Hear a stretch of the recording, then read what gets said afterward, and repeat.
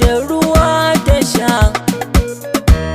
Allah ka san da ita, a yau cuta gare ta, cutar so ta rike ta, ta sarrike zuciyarta. Ta ce ni ne silarta, soyayya na gibata. Wata ranar juma'a ne, zani garin Kaduna, muna tafiya a mota, ashe da rabon na ganta, motar mu ta lalace. A ran nan ba na mance, ga dare yayo kurace.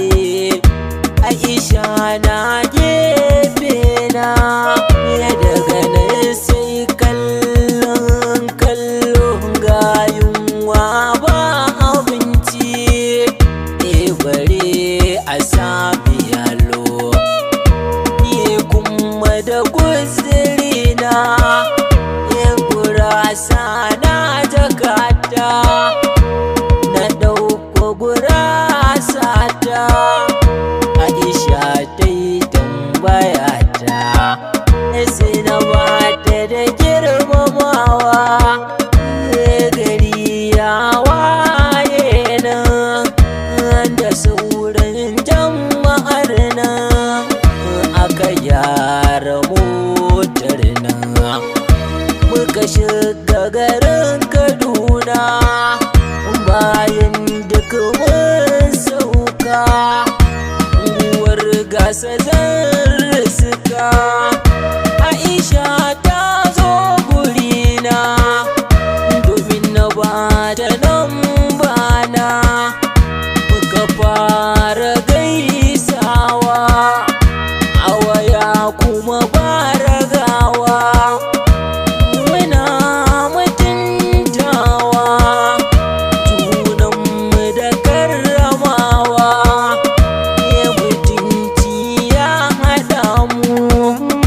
Wata rana za mu gamu, Aisha ta ce na zo nan, wali ne gidansu.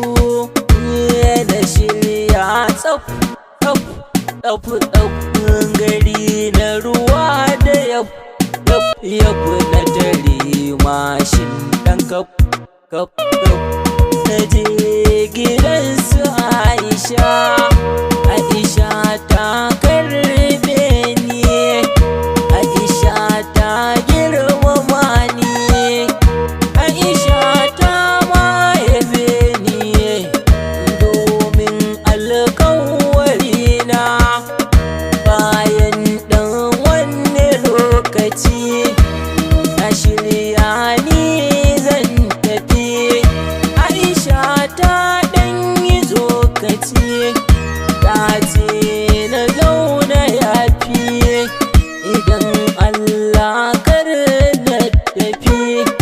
Aisha ta furta min kalmar so